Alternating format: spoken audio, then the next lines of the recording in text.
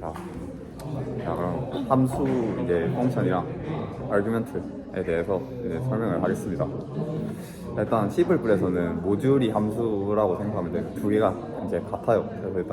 그래서 모듈을 간단히 얘기하면 일단 모듈은 독립되어 있는 프로그램의 일부분이고, 그래서 이제 모듈러 프로그래밍이라는 건 이 모듈 개념을 사용하는 프로그래밍 기법을 말합니다. 그래서 이거의 장점은 이제 모듈이 함수를 했죠. 함수를 할 때 여기 함수 하나 쓰고 또 밑에 함수 따로 또 하나 쓰잖아요. 그럼 각자 이제 쓰면 되잖아요, 함수를. 그래서 독자적으로 개발이 가능하고 다른 모듈과 이제 독립적으로 변경이 가능하고, 이제 그러니까 또 함수 모듈마다 이렇게 딱딱딱 나눠 놓으니까 한눈에 이제 보면서 유지 보수가 쉬워져요. 그리고 또 이제 써놨던 그 모듈을 나중에 재사용도 가능합니다. 호출해 와가지고. 그래서 여기 이제 코드가 이렇게 있는데 봤을 때 여기 일단 이거는 이제 메인 함수 부분, 이게 또 하나의 모듈이고 이렇게 가로 부분까지 해가지고 리턴 쉐로 돼 있죠. 여기까지가 이제 하나의 모듈. 그리고 또 밑에 이제 앵글 클락, 이것도 이제 또 하나의 모듈. 이렇게 해서 두 개의 모듈이 이렇게 있습니다. 그래서 이제 그럼 함수의 개념을 이제 설명을 다시 하면, 이제 함수란 특정한 작업을 수행하는 독립적인 부분을 말합니다. 아까 그 메인 함수 부분처럼 그 밑에 이제 독립적으로 수행하니까 그 부분이고, 그리고 또 이제 함수는 이런 설명을 호출해야겠죠. 그러면 이제 함수를 호출하는 거는 이제 입력을 받고 출력을 생성하는 그걸 말하는데, 일단 여기 이제 add 함수가 있는데, 그러면 3과 7을 입력을 하면 두 개 합쳐요 10이 출력이 되죠. 네, 이런 걸 말합니다. 그래서 또 함수는 이제 각자의 독립적으로 쓸 수 있다 했는데, 걔네가 그렇다고 완전히 나눠져 있는 건 아니고 연결이 돼 있어요. 그래서 이제 프로그램은 이제 여러 개의 함수들이 이제 연결돼서 이루어지는데, 그래서 함수를 호출하면서 걔네가 서로 연결이 돼요. 그래서 일단 메인 함수가 제일 먼저 호출되고, 그래서 이제 여기도 보면 메인 함수 호출돼서 여기가 이제 수행되고, 그러면 그리고 또 밑에 이제 미드 데이터가 나왔죠. 그럼 이 함수를 또 호출해요. 그리고 또 여기서 이제 수행을 하고 그 값을 여기로 이제 보내요. 그리고 또 이제 또 밑에 또 수행을 하다가 이제 프로세스 데이터가 나오고, 그럼 또 이 함수를 또 호출해요. 그리고 또 여기서 수행하고 값을 또 보내요. 그리고 이런 식으로 쭉 하다가 이제 그래서 출력 값을 구해서 출력을 하면 됩니다. 함수는 이제 크게 사용자 정의 함수랑 라이브러리 함수로 나뉘는데, 이거는 그냥 이런 게 있다 그렇게만 아시면 되고, 이제 함수를 이제 딱 쪼개서 보면 반환형과 함수 헤더, 함수 문체 이렇게 크게 세 가지로 함수가 이렇게 구성되어 있는데, 일단 반환형은 여기 int, 이게 반환형이라고 보시고, 여기 int add, 그리고 여기 x int y, 이 부분이 이 제일 윗줄, 얘가 함수의 헤더라고 보면 얘가 이제 머리고, 얘는 이제 밑에 몸이에요. 함수 몸체. 여기 중괄호 열고 중괄호 닫죠. 이 부분이 함수 몸체입니다. 그래서 크게 머리랑 몸으로 나눠진다고 보면 돼요. 이제 함수 구조, 여기 그림으로 이제 자세가 나왔는데, 아까 얘기했듯이 여기 인트 부분, 얘가 반환형, 얘가 뭐 정수형인지 실수형인지 뭐 문자형인지, 그래서 인트 뭐 플롯, 필터 이런 식으로 이런 게 오면 그 부분이 반환형이고, 그 옆에 있는 이제 여긴 애드죠. 이게 함수 이름. 보통 메인을 이제 많이 쓰죠. 그 보통 인트 메인 해서 이제 가로 열고, 그리고 또 이제 함수가 써지죠.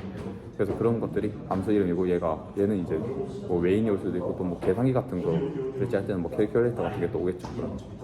그 이름이고, 그 옆에 이제 소가로 열고 int x, int y인데, 이제 여기서 int x랑 int y가 매개 변수예요. 이 매개 변수는 이제 나중에 아규먼트 값들을 받아주는 역할을 해요.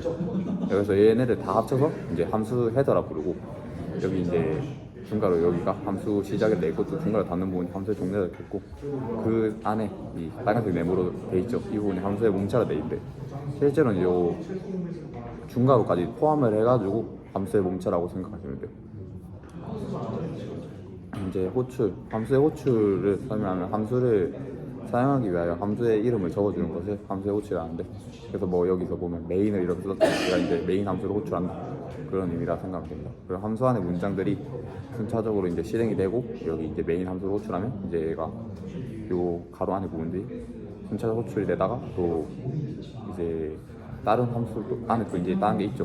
그럼 여기 뭘 만나면 이제 얘를 이렇게 또 이 함수를 또 호출해요. 그것도 여기도 수행되고, 또 이제 그 결과 값을 전달을 한 다음에 또 순차적으로 실행이 되다가, 여기 이제 또 맥스가 있죠. 여기 함수를 또 호출하고 또 순차적으로 실행되고, 이제 값 전달하고 이렇게 쭉 계속 그게 반복됩니다. 자, 그리고 이제 아까 이제 아규먼트 얘기했듯이 이제 아규먼트랑 이제 파라미터 그냥 인자랑 매개 변수를 설명하는 아규먼트는 실인수, 실매개 변수라고도 하고 또 파라미터는 형식인수, 형식 매개 변수라고 합니다.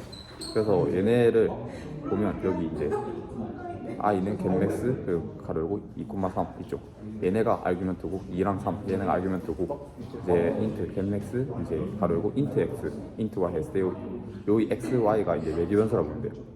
그래서 얘네를 이제 어떻게 생각하면 이제 왜 좋냐면 얘는 실인수, 실매개 변수라고도 한다 했죠. 그러면 이제 실자가 붙어 있어요. 그러면 실제로 값을 대입한다. 그래서 이제 실인수, 실매개 변수 이런 식으로 외우고 얘는 형식인수, 형식 매개 변수가 이제 형식적으로 그냥 값을 받는다. 그래서 뭐 그렇게 생각하면 외우는데 조금은 도움이 될 거예요. 옆에 코드도 보면 이제 여기 int x랑 int y 얘네가 이제 파라미터겠죠. 그리고 파라미터가 있고 밑에 이제 add 해서 또 2,3이 있죠. 여기 2랑 3이 이제 각각 이제 아규먼트로 이제 x랑 y에 대입이 되겠죠. 또 이제 5, 6도 똑같이 아규먼트. 그래서 얘네도 대입이 될 거고.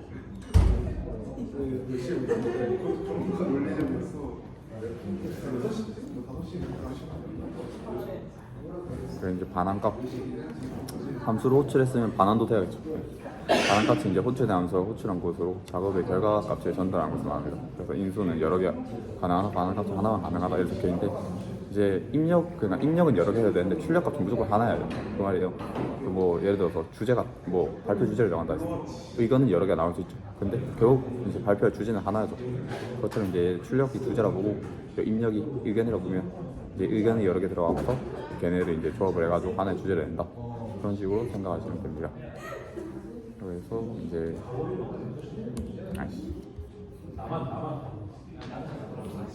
마지막 함수의 원형이 있는데 함수의 원형은 그냥 뭐 간단해요. 그냥 함수에 대해서 미리 알린 거예요. 컴파일러에 그 함수를 선언하기 전에 미리 이 함수가 어떤 함수인지 그런 거를 그냥 알리는 거라고 생각하면 됩니다. 딱히 없어요. 그냥 그런 겁니다. 네, 여기까지 하겠습니다.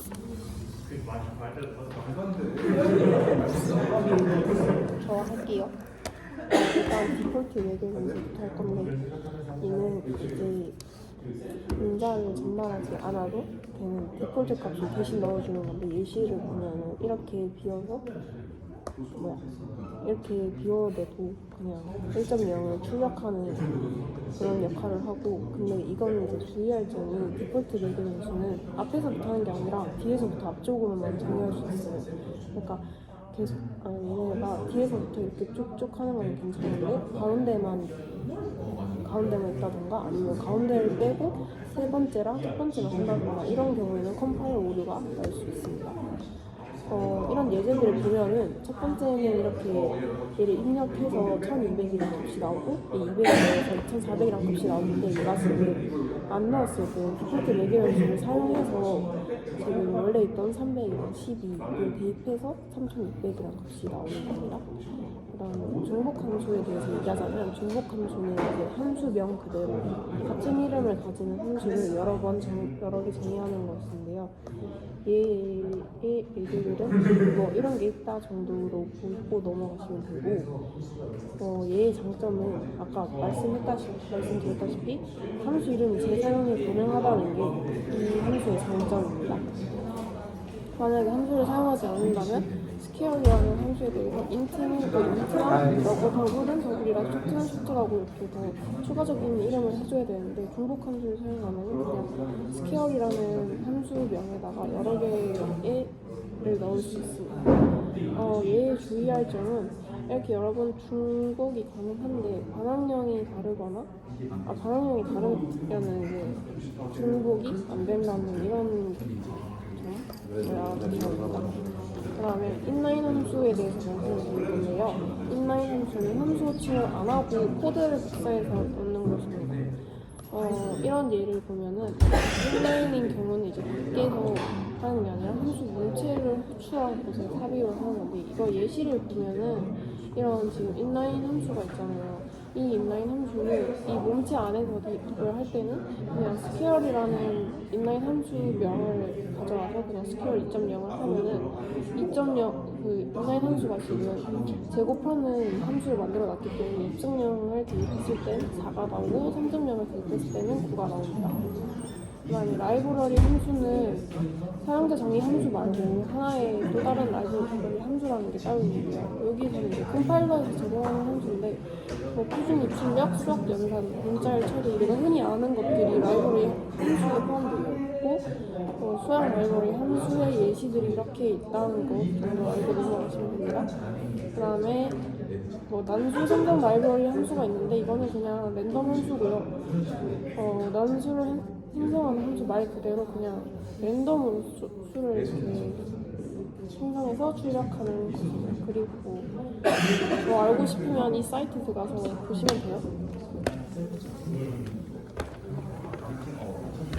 이어서 제 책상 세상에 대해서 이걸 앞까지 이번 장에서는 이 시연을 시킨 부분에 대해서 알아보는 건데요. 중에서 레퍼런스와 디폴트 레퍼런스가 있습니다. 일단은 시플플은 선언 위치가 변경되었습니다. 이전과 다르게 이 변수는 어디서나 선언이 가능해졌고요. 마찬가지로 여기다가 선언해도 되고요. 이런 식으로 포문 안에 보시면은 바로 int id 0이라 되어 있는데요. 이렇게 바로 선언하고 포문 내에서 사용해도 됩니다. 그리고 자료형의 동사 좀 더 엄격해졌는데요. 이제는 기본으로 여기 생략하면은 원래 디폴트로 int라는 것으로 가는데 시플플은 선생님에 불과해서 그 앞에 int 그리고 이 함수를 써줘야 합니다. 그리고 시플플에 불리언이 들어왔네요. 이거는 친구가 버디스 나타내기 위한 포인트고요. 아까 말한 것처럼 아까 인트였는데 여기는 불리언이네요. 그런 게 있습니다. 그래서 출력 값은 true나 false 둘중 하나가 가능한 문제가 됩니다. 다음 구조체입니다. 구조체는 변수들을 모아놓은 것인데요. 8장에서 하게 될 거라고 합니다. 표기만 가지고서도 이 구조체 변수를 정의가 가능하다고 합니다. 사실 안 배운 내용이라 대부분 이후에 학습할 때 합니다. 분리해서 스스로 플러스가 안 되겠죠. 그리고 특별한 조건을 만들 수 있는가? 레퍼런스는 변수의 별명을 붙이는 것입니다.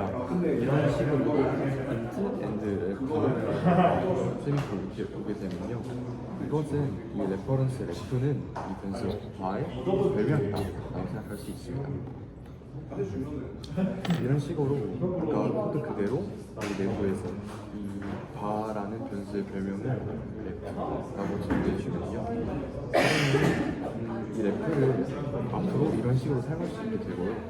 이 래프의 값을 변경하면 이 원래 변수 바의 값을 변경합니다. 그래서 주의할 점이 있는데요. 이게 한번 래프로 설명을 해주면 래프를 다시 변경이 불가능합니다. 그리고 처음에 int, and, ref, 세미콜론으로 코드를 끝내버리면요. 아직은 누구인지 원형을 선언하지 않아서 초기화가 안 되거든요. 이것 또한 오류가 날 수 납니다. 그리고 int 이렇게 and, ref로 한 뒤에는요. 이 변수가 말하지 상수로 하게 되면 이것 또한 컴파일 오류가 날 수 있습니다. 그래서 참조에 의한 슈 레퍼런스인데요. 이거는 수업에서 나오는 부분이라 건너뛰도록 하겠습니다. 어쨌든 아까 말씀드린 대로 이 레퍼런스 별명으로 들어온 것은 바뀌게 되면은 이 원래 값까지도 같이 변경된다는 걸 알아두면 될 것 같습니다. 마찬가지로 레퍼런스로 인해서 반응도 가능하고요. 레퍼런스 통해서 코드 효율성이 향상됩니다. 객체의 크기가 큰 경우, 다른 큰 배열이거나 이러면 복사는 시간이 많이 걸리기 때문에 이때는 레퍼런스로 처리하는 것이 더 유리합니다. 객체 크기를 참조해서 레퍼런스죠. 네, 이걸 이용하는 것이 너무 큰 걸 복사하는 데는 시간이 많이 걸리기 때문에 효율적으로 가능합니다. 그리고 이 레퍼런스를 통한 변경을 방지하려면요. 호스트를 레퍼런스 앞에 붙여주면은 이 레퍼런스가 가리킨 내용이 증명 불가능한 상수라는 뜻입니다. 여기서는 예시로 P를 보고요. 그러면은 이 레퍼런스가 가리키는 내용이 변경 불가능한 상수라는 뜻이라서 여기 내부에 이렇게 선언하는 게 아니고 바깥에서 이 P를 받아오기만 할 거고 값을 쓰긴 쓸 건데 안에서 새로 변경하지 않겠다는 뜻입니다. 포인터와 레퍼런스를 비교하자면 일반적으로 레퍼런스를 사용하는 편이 쉽습니다. 만약 사용한 대상이 수시로 변경되는 경우에는 레퍼런스보다 포인터가 낫고요. 그리고 널이 될 가능성이 있는 경우에도 포인터를 사용하는 게 좋습니다. 여기까지 하겠습니다. 마지막으로 이제 호출에 대해 설명할 건데요. 호출에 대한 저기 아까 설명해 주셨던 인수와 매개 변수의 차이에 대해 간단히 설명하자면 인수는 이제 전달하는 값이라고 간단히 생각하시면 매개 변수는 그 값을 바꾸기 위한 변수라고 설정을 했다고 보시면 될 것 같아요. 이제 호출을 하는 방법은 크게 세 가지로 보시면 됩니다. 값에 의한 호출, 그리고 참조에 의한 호출, 그리고 주소에 의한 호출 이렇게 세 가지가 있습니다. 먼저 이제 콜바이를 값에 의한 호출을 보시면요. 현재 진행 방식이 A와 B를 먼저 소개하고 B까지 있고 그 다음에 함수를 구성합니다. 수업하는 함수예요. 수업에서 A가 B를 전달했지만 값 자체를 전달하는 것이 아닌 얘의 차분을 이제 함수로 전달합니다. 인수가 한 함수에만 전달되기 때문에 이 함수 안에서만 얘기하기 때문에 실제 다른 메인 함수에서 이 값의 변화가 없을 수 있습니다. 실질적으로 다른 메모를 사용하기 때문에요. 여기 그림을 보시면 또 자세히 설명을 쉽게 볼 수 있는데 메인에 있는 A와 B 값을 수학 함수에 전달을 합니다. 그럼 그 수학 함수에 있던 X와 Y 값을 변경되지만 실제 메인 함수에는 변경이 되지 않습니다. 이것은 값에 의한 호출이라고요. 이제 값을 변경하기 위해서 콜바이 값을 집어넣어야 됩니다. 얘는 이제 주소값을 넘기는 방식인데요. 진행 방식은 똑같이 이제 A와 B를 초기화한 다음에 함수에서 매개 변수를 X와 Y를 받는 것이 아닌 주소값을 이겁니다. 그럼 이제 A와 B에 대한 주소가 넘어가기 때문에 같은 메모리에 존재하게 되는데요. 이렇게 되면 인수가 변경되면 주소값이 가리키는 값 자체도 변경이 됩니다. 여기서 그림을 보시면 A와 B를 인트 이제 주소값을 받기 때문에 이 주소값이 직접 A에 반영을 하게 되고 이제 여기서 값이 바뀌면 메인 함수에서도 값이 바뀌게 됩니다. 세 번째로 이제 콜바이에 대해서 주소에 의한 호출인데요. 아까랑 진행 방식이 비슷하지만 이제 여기서 포인터를 사용합니다. 진행 방식은 함수에서 인수 자체를 주소값으로 받습니다. 그리고 매개 변수를 포인터로 설정하게 되면요. 주소값을 일단은 전달하면 주소값이 가리키는 이제 원문값을 직접적으로 전달하고 접근하게 됩니다. 접근해서 서빙을 하게 되면 여기서 함수 내에서 값 자체를 바꿔보기 때문에 원본 함수에서도 주소에 있던 값이 변경이 되기 때문에 실제 값에서도 변경이 되게 됩니다. 그림을 보시면 A에 대한 주소 자체를 X에다 놓습니다. 그 X가 그 값을 가리키게 되고 그 값을 가리키는 값을 변경하게 되면 메인 함수에서 값의 변동이 일어나게 됩니다. 그렇기 때문에 적용을 하면 값에 의해서 실제 메인 함수의 값도 A가 10으로 바뀌게 됩니다.